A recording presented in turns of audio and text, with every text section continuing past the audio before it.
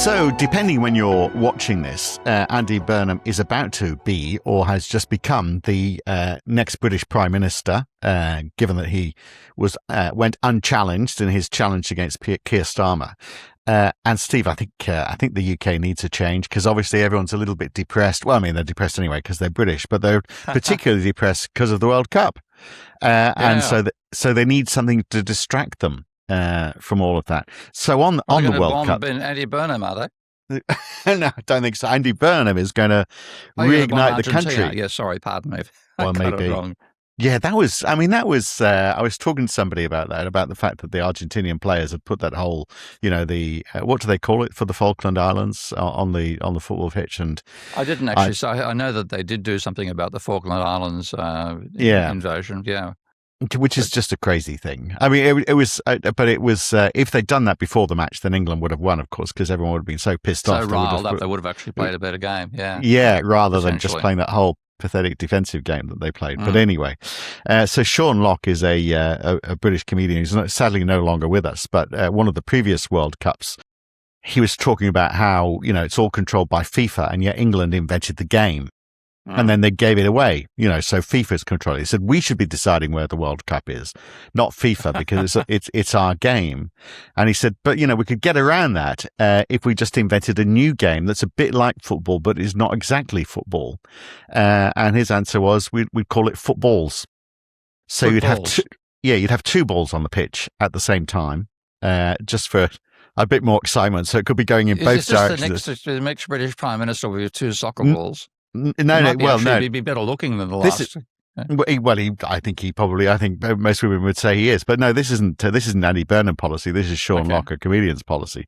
And the other thing he said was, one member of your team actually is playing for the other side, and you've got to try and figure out who it is as well. I think that's a brilliant game, footballs, with those two rules. But anyway, the ultimate soccer game was played between the Greek and the German team in Monty Python about 30 or 40 years ago, the soccer match. Have you seen that one? No. You're kidding. You tell me you have not seen the Monty Python. I've seen so much Monty Python, I haven't seen the soccer match one. You haven't seen that?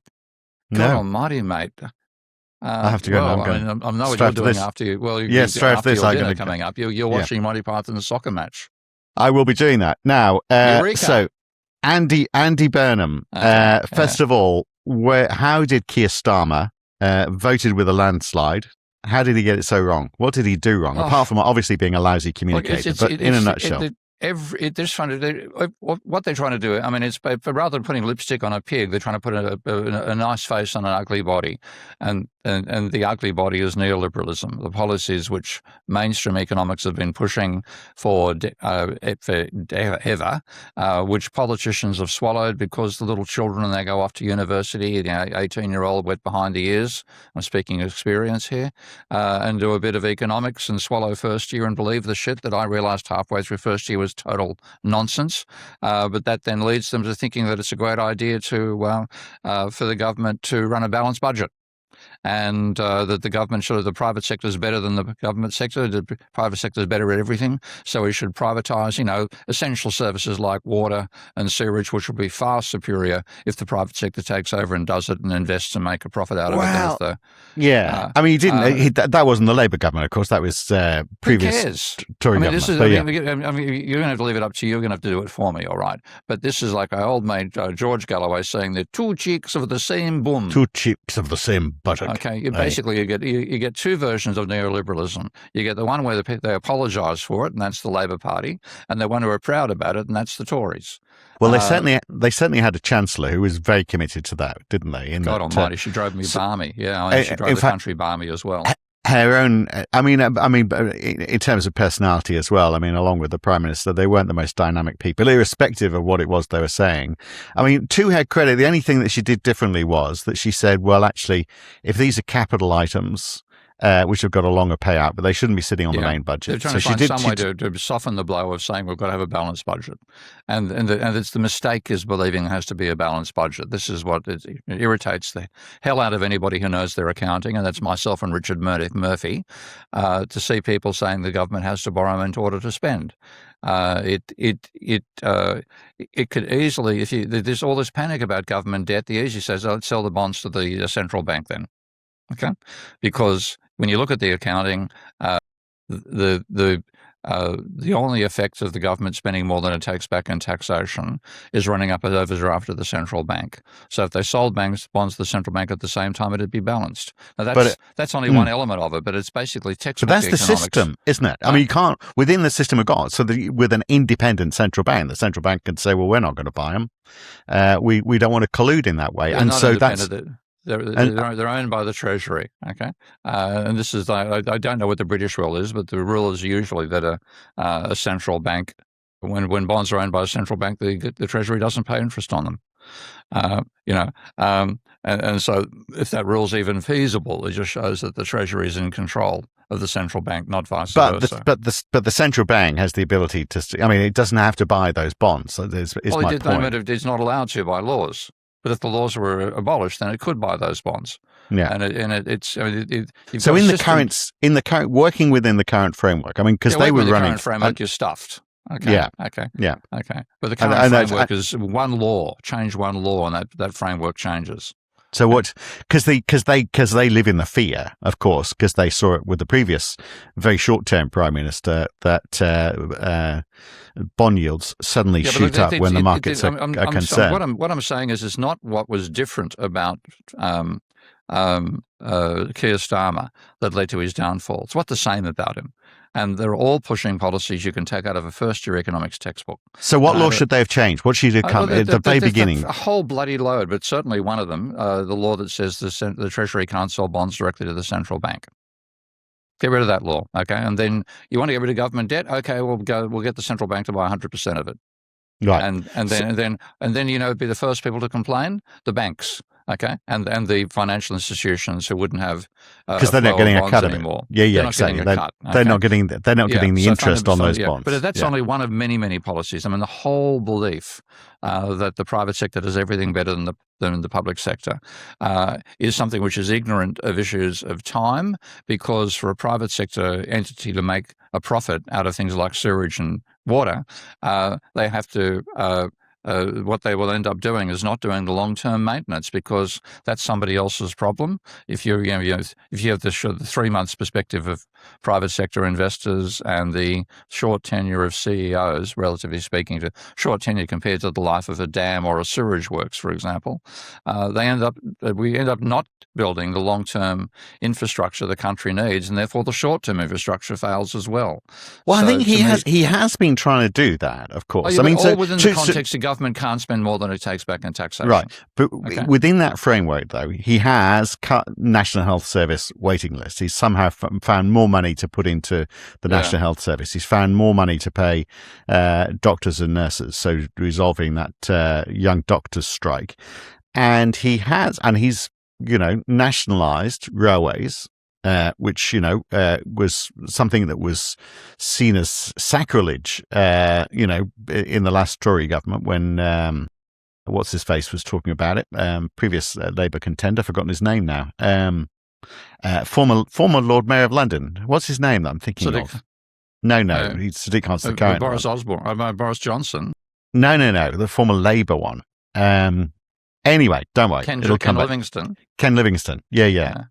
Actually, I'm going to edit that because that was wrong. Who was it who said, I'm going to edit this. Who was it who said, who was the previous Labour leader before Keir Starmer who lost he lost the election? Corbyn. Yeah. That's Jerry right. Corbyn. So, yeah. Okay. Yeah. So, okay, so I'll edit there. So he's privatised the railways, which is something that Corbyn wanted to do, but everyone decried it as it was just going to cost too much. So he's done that. So he has done a few positive things. And on the water, I mean, they are just going to they're going to collapse and get bought by the government anyway. So Thames Water's got the reason I was using that. We know historically what's happened by privatising those services. Okay, you don't dare go to any British river because they're full of sewage. You can't trust the water supply, and this is the state that occurs. Which we should actually have him on the show one of these days. My colleague Avner Offer, who wrote the Public-Private Divide, and the basic point is that if you have to be borrowing money or promising to pass profits on to shareholders to build something which takes 20 years or so to finish, then in that 20 years you're not making any money and you're compounding the debt over that time. It becomes horrendously expensive and therefore you don't do it. Whereas if you're a public, you're not trying to make a profit, so you build it, and it's the cost of building itself, not the cost of building compounded by the borrowing costs or the interest rate costs. So what you've got is a philosophy. It's still the case that they're swallowing the first-year economics textbook. And I think I may have told you, we've mentioned this one for sure various times in the past. But Paul Samuelson once wrote, and this is actually it's actually the theme for this discussion. He wrote, "I don't care who writes a government's laws, so long as I can write its economic textbooks." And the reason is they're so impressionable. As 18, he literally says it. It's the first lick is a privileged one, impinging on the beginner's tabula rasa at their most impressionable state. Okay, that's literally what Samuelson says. Pretty much exactly the words. So what he's saying is, if I've got their brains locked into my way of perceiving the planet, then it doesn't matter whether Tory or Labour is in charge. You're still going to get policies designed by my first-year economics textbook, and that's where we stand. Right. So we need to rewrite that. You probably only need to write the first chapter because they probably never make it past that anyway. Just on water. Yeah. So the great example of just how wrong it's all got is Thames Water, which are $20 billion in debt, which is 13 times its EBITDA. The CEO has said they're going to run out of money by November. So the government has to buy it. They've got no choice. And this is all foreign owners, which are obviously who've just written it all off, obviously. Give them a peppercorn. I mean, they've gone well, that's what's going to happen. You don't bail them out; they take the loss, and you take over the assets of a peppercorn.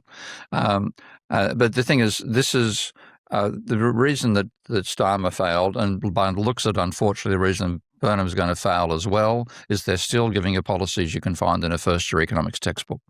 Now, that would be, well, what's wrong with that? We shouldn't be using first-year engineering and second-year and third-year and fourth-year to build bridges. And the answer is yes, you should, because that's based on genuine science.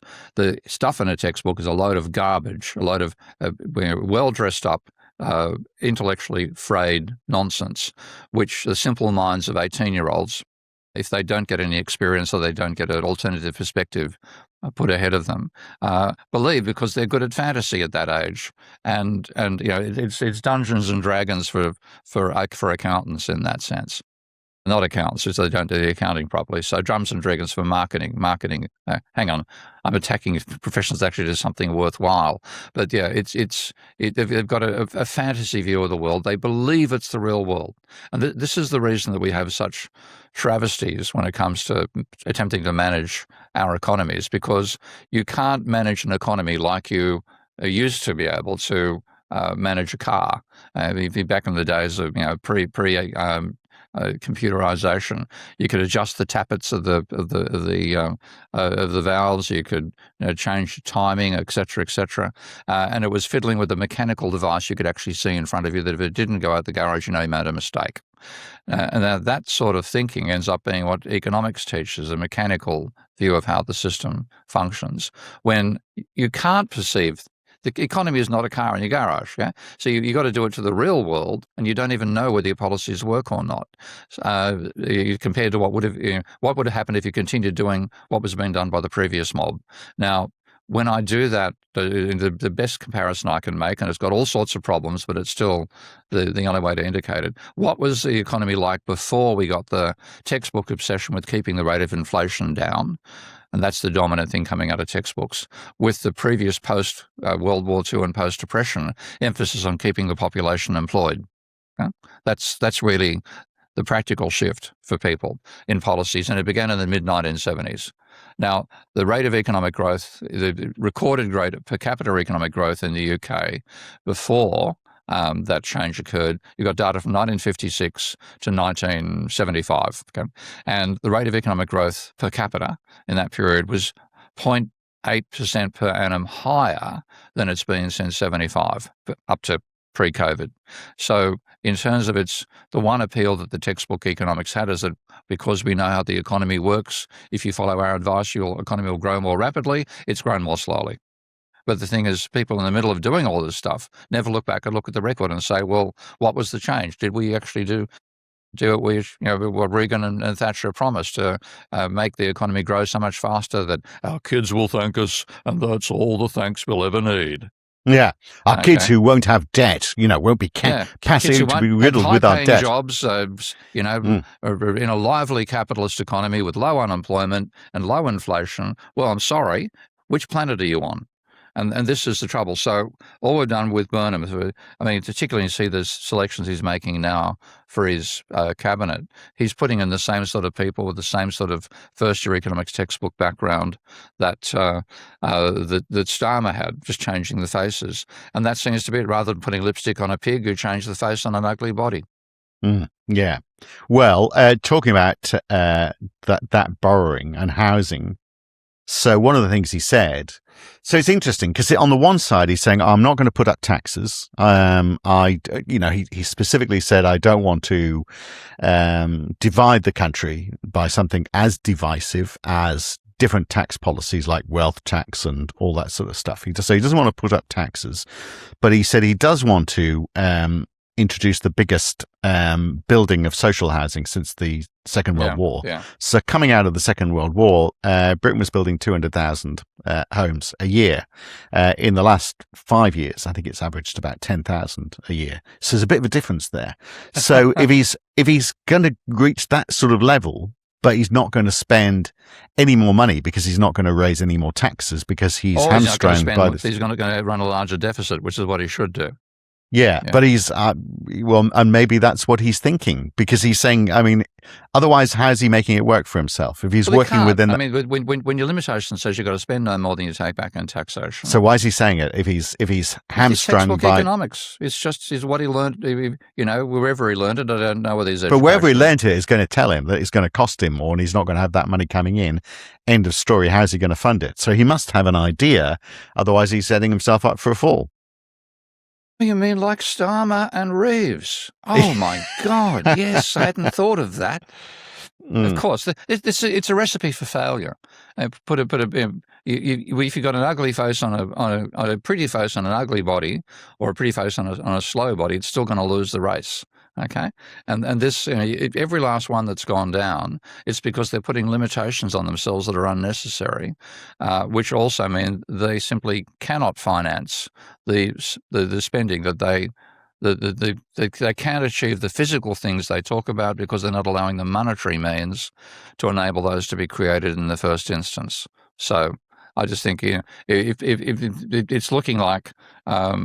But the funny thing is, you look at the Greens. So they were originally worried that Burnham was turning up as the leader, and then within a couple of weeks of him arriving in Parliament, they're starting to say, "Oh, he's exactly the same as Starmer." So Zeng Polanski's chances of becoming Prime Minister have risen once more. What would the Greens do differently, do you think? Well, hopefully they'd spend more than they take back in taxation. They'd drop the fetish about a deficit, okay? That's number one. Do you think they would, though? Is that part of their thinking? Are they acknowledging that? They are more aware of it. There are, I'm aware of some, certainly some of the things Zach says don't fit the neoliberal playbook, and that's the beginning point. Because if you're not skeptical about that when you start, and Reeves is an obvious example of somebody who is not skeptical. Now, classic statement of hers: "If we can't afford it, we can't do it." The opposite of Keynes: "If we can do it, we can afford it." She says, "If we can't afford it, we can't do it." That mindset was completely, just blocking him out of any chance of breaking out of the textbop way of thinking. It did seem very strange, didn't it? A Labour Party having a chancellor who used to work for the Bank of England. This is, Maggie Thatcher, when she was asked at one stage what was the greatest invention, the greatest achievement, and she said Tony Blair. Yeah, because he was more like she was. Yeah, exactly, rather than a real Labour leader. Yeah. Okay. No, not a George Galloway. Not a George, definitely not a George. So, okay. Mind you, George would make some of the same mistakes in the accounting. I'm trying to get him to realise that, but it's getting past that expenditure equals income. The problem is trying to explain it in a soundbite that journalists are going to understand. So that's what I've got to get down to. Yeah. Point taken. So when we come back after the break, let's assume he does do that. Let's assume he starts spending more money than he's bringing in taxes, and let's look at some of his other policies as well and see whether they're good ideas or not, and what other things should he be thinking about. So we'll do that when we come back on the Debunking Economics podcast. So one of the things Andy Burnham wants to do, Steve, is try and tackle that regional imbalance that happens in the UK, because it is extraordinary in the UK compared to most other countries. The amount of money that's generated within London and the Southeast, the wealth that's generated in London and the Southeast. And yet I've always found that quite curious, because generally the education system in the UK is very good, and it's very good everywhere. So all over the country, you've got educated people who would be willing to do just as good a job as someone in London or the Southeast, actually do it possibly for less, or they'd have a better standard of living if they're getting paid the same amount because their house would be cheaper. And yet this concentration of wealth down in the Southeast. Andy Burnham wants to try and resolve that. He's moving number 10 to Manchester. He's going to, most of the cabinet meetings are going to be happening in the north of England. He's not going to live at number 10 Downing Street. He is going to become a very northern MP. Is that going to be good for Britain, do you think? That is actually breaking out of the textbook. So yes, I think that is a good. It is going to be very difficult when you attempt to improve the spread of economic activity across a highly concentrated landscape. It can be a hell of a challenge. And the thing is, the reason people London, when Rivigo's happened in London, all rail lines lead to London. Not that they move all that quickly, but it's easy to get to London. And London, but there's actually a classic piece of economics called the hotelling model, and this has hypothetical. They have a beach, and it's customers are uniformly distributed along the beach, and you have your very first ice cream vendor. So where does the ice cream vendor locate? Right in the middle of the beach. 50% of customers either side. Where's your second vendor going to locate? Okay, well, if the second vendor locates, say, at the 25%, one quarter of them up the beach, then it's got one quarter fully to itself, but it's got to share the other quarter with the guy who's already got. So it's got to be right next to the other one, so right that they're both So they're both sharing all of it. So you're saying that's the case of London, but in terms of railways, there are a lot of cross country lines as well. Yeah, and if you want to take a packed lunch to travel 100 kilometres, or you don't mind paying more than it costs you to fly to Berlin. That's the thing. It costs that is the thing. That's the advantage of privatising. Whether you can't afford it. Yeah. Whether you're going into London or you're going across the country, it's astronomical. The investment. This is the other joke about saying privatisation would give you a better result. The British train systems are a museum piece compared to the only advanced trains we've got on the Elizabeth line, and the which is funded by out of the government, out of the public purse. Because of the madness of believing the private sector would invest when the time horizon for getting a return is so long that they're better off to continue using that old rolling stock rather than writing it off. And so you hop in carriages in the UK and you wonder if you're in a museum in Europe. Well, they are. So they are nationalised. Well, or they have, or they're in the process of nationalising them properly. Well, the problem is that they are going to keep on. All they're going to be is a single ticketing entity. So the railway line was already owned by the government because they realised fairly quickly after Margaret Thatcher, I think it was Thatcher, wasn't it, who privatised them all. And it's included privatising the provision of the railways. And there was a whole series of disasters, crashes, delays. And they thought, okay, we've got to pull out of this pretty quickly. So they renationalised the rail infrastructure and then just kept the train operating companies. The train operating companies, because they are there as franchises, don't buy rolling stock because they never know how long they're going to be around for. So they lease it from leasing companies. And what this whole new privatization role is going to do is they are going to continue leasing from those same leasing companies. Yeah. Now, you would have thought the real advantage that comes from this is the government owning the railways and the infrastructure. I mean, anyone can do the timetabling and ticketing. Who cares about that? In fact, that's an area that possibly could be done better by the private sector because there's apps that exist where you can, like Trainline, for example, which does it all. But the real saving or the real investment's got to be in the infrastructure. So why allow a company, which is one of the big operating costs, so why allow a company because their minds are this is still stuck in that first year economics textbook. And this is the issue. Until you get someone who comes in and says the textbook is poisonous, it's as if medicine was running by a textbook that still included leeches and those sorts of activities, leeches and exorcisms. That's the quality we get of the economics, and this is why I think unless you get somebody who comes from the other side of politics in the sense that the Greens have done, and so this is just not working. We've got to change the whole agenda. Any pretty face is going to fall back into the same ugly body. Yeah. All right. You got that thing about ugly bodies, haven't you? Have you been looking in the mirror, Steve? Is that what's popped? Yeah. So, and you're looking at me, hence the pretty face. Well, I can understand the confusion. I'm sorry. Do you know what I've been just on that? I've been losing weight. I've lost about 8 or 9 kilos. Yeah. And so this is a good sign. When I sign in on my computer, it doesn't recognize the face anymore. So I've had to reshoot my shot so that it recognizes. Either I have to reshoot or just, puff up my weight again. So I'm only 1/3 of the way there. So you can watch this in real time. Regulars of this video can just watch it over the next month or two, see how successful I'm being. Anyway, but just on this rebalancing of wealth across the country. So in Germany, they've got a thing called, the basic law, which is called the Grundgesetz or Grundgesetz, I think it is. It's a constitutional mandate that says that every region has to basically have equivalent living conditions by law.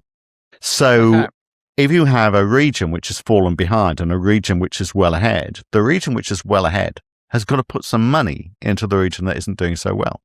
Or the government has to put more of the money into the government has to put some more federal money in. It becomes a combination of the two of those things. The moment you have that in the constitution that everybody should be the same living standard, then the government is forced to do something about it rather than just trying to, because you have those crazy things. I mean, of course, Boris talked about leveling up, but people always talk about leveling up by saying, we're still going to have growth in the southeast, but we're going to have faster growth in the north. So it's going to level out because they're going to win the race. But the race, generally, everyone is moving forwards because we can't level up by disadvantaging the areas that are wealthy now. And so that's the mindset that you've got to try and fight against. I mean, of course the Southeast has to lose out unless you're having massive growth if you want growth in the North. But that's fine. Well, because the South is congested.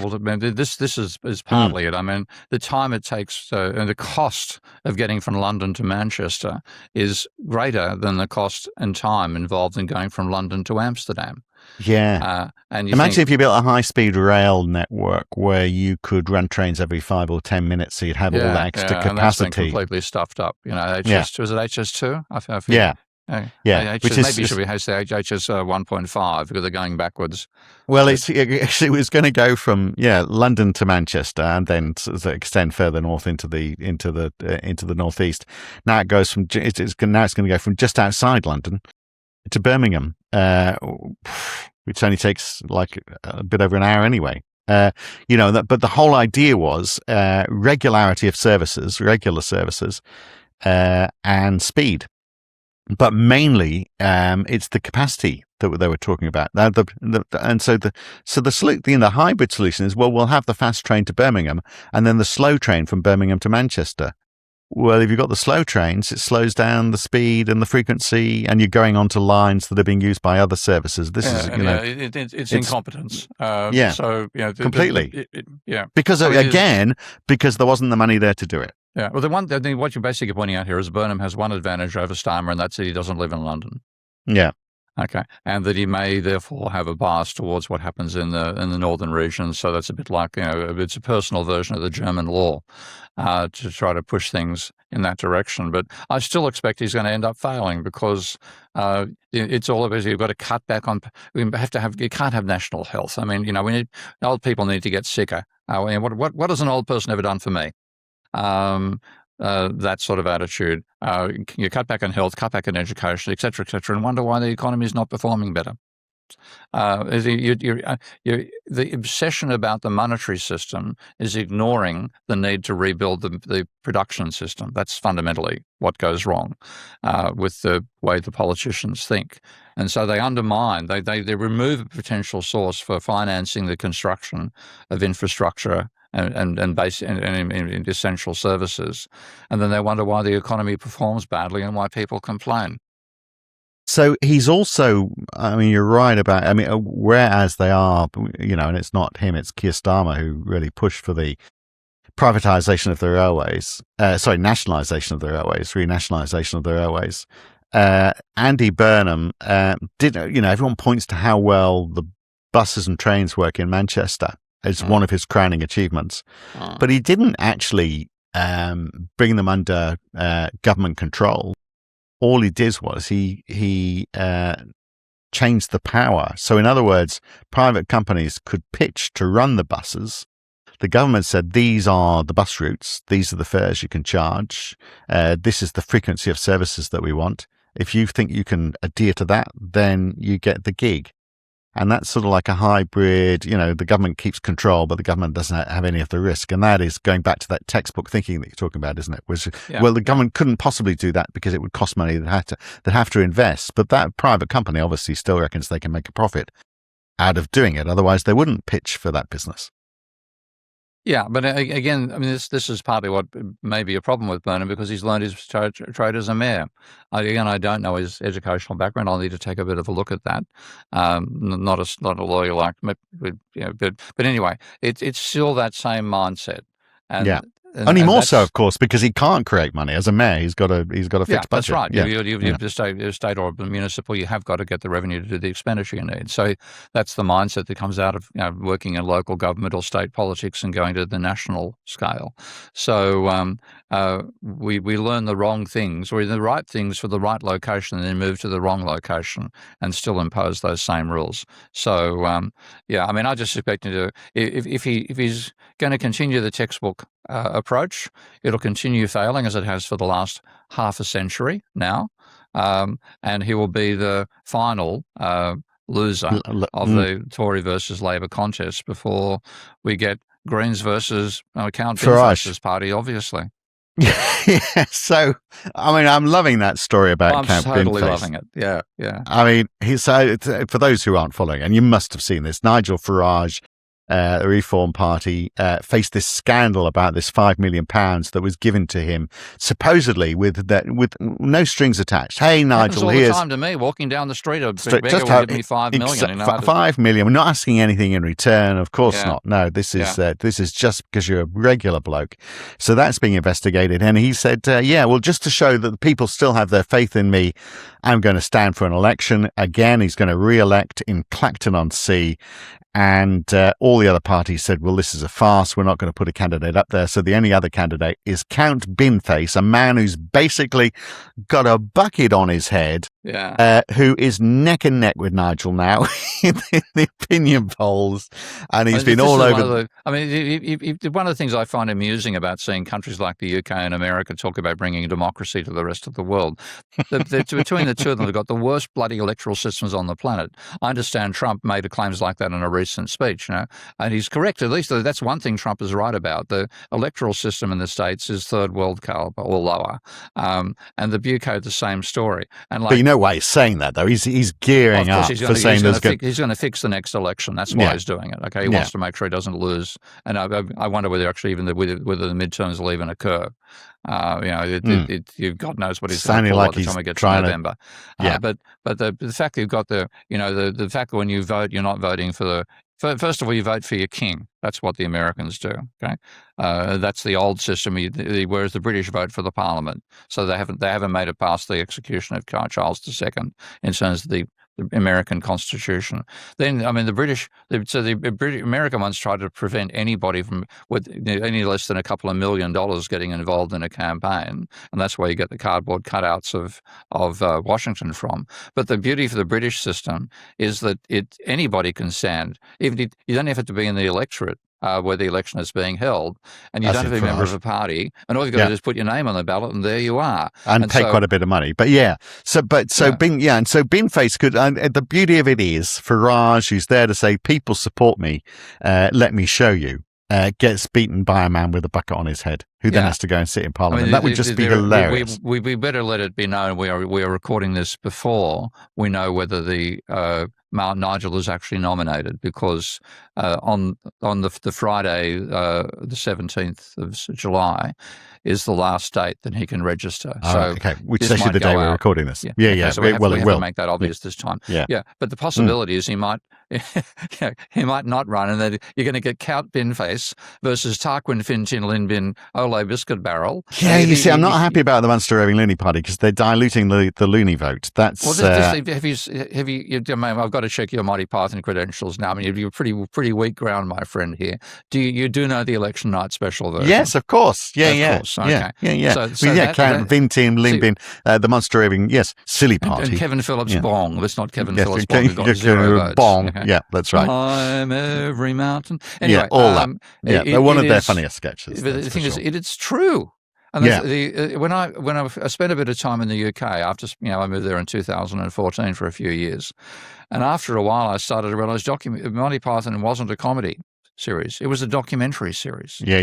Okay. Well, certainly was. I think the Monster Roving Loony Party came out of Monty Python. I don't think it was around before, but it obviously gave people ideas. But I'm loving some of Count Binface's policies. So, first of all, he says we need to build at least one affordable home. That's true. Because none of them are affordable. So just one would be one more than we've got right now. He wants to nationalize Adele. And he wants 99 flakes to cost 99p. There's some other classic ones as well. He's got it all. He's actually now got ones which target, as he said, he tailors his policies to the particular electorate he's standing in. At each time he does what normally is a joke experience, but this time he said he's going to actually take clinics in the electorate, which Farage hasn't done. He's going to every one day he spends overseas, he'll spend 10 days in Clapton, and he's going to by a lottery ballot, he's going to help one family take their bins out each week. Right. Oh, he said that he's already done a U-turn because I heard him say that he was asked if he'd ever been to Clacton, and he said no, and I'm going to stay away from the place because he thought that was what was required. Well, he's sending up Farage, of course. That was the whole. It'd be better warn the American listeners that some irony is used in this show. And indeed in Count Binface's campaigning. So just quickly, just on the final one that I wanted to cover off of Andy Burnham, because we really are running out of time. But I think this is an important one. Other than the economic demise of the UK and the fact that growth is so slow now, part of the reason behind all of this, and he is onto this, and I've not really seen the government tackling this effectively, is 8% of the UK's working age population is economically inactive because of poor health or mental health, which 8%. Is 8%. Which is way above apart from the United States. And the United States is pretty similar. But that's because they have no decent public healthcare service. So if you're ill, you're ill. You're not going to get fixed up. But places like Germany, for example, and much of Europe, it's half that. And there's no comparable figures for places like Australia. But it really doesn't matter because the working age population that are economically inactive is less than that anyway, for whatever the reason. So that's a real problem for Britain. There's a lot of sick people. And I don't know whether that's because the National Health Service has been underperforming, which is why you've got that same high percentage in the United States, or whether it's an attitude thing. Andy Burnham for the working class people, and they buy junk food. Those English food is junk food, but nonetheless, it's you have nutrition issues coming out of not just out of not the health issues coming not out of the NHS being gutted, but also the low incomes, and therefore people can't afford to buy decent food. So that's an area that he really could, as a northern lad, try and sort out. He also wants to reindustrialize the UK. He's said those words. Is it too late to do that? Vitally necessary. Yeah. But what? But with what? Well, this is where it comes down to government spending. Okay, you're not going to get the private sector diving in to do it. And the thing is, in my perspective, given what I know about climate change, what I expect is going to start happening, probably even this year, then the most important thing for Britain is to have food self-sufficiency or work in that direction. There's no way they're going to compete with the Chinese on cars. Forget it. They're so far behind now. You'll never have a British car industry given the advance that the Chinese already have, unless you whack up huge tariff walls and start building. But that's engineering miles in the future. What they could do is learn from the Dutch and learn how to have more food self-sufficiency. Because the crazy gap, the Netherlands and the Netherlands are smaller than the UK and produces far more food and exports far more than any other country on the planet except America. It shows that you can get you can be food self-sufficient with a good policy. That's the policy that would remove 40% of Britain's imports of food, or it'd go from them importing 40% or more of their food to less. That is at least a way to get some manufacturing. Yeah, and that creates jobs and reduces transport costs, and ultimately it's a win-win. Well, this is one I'd start from.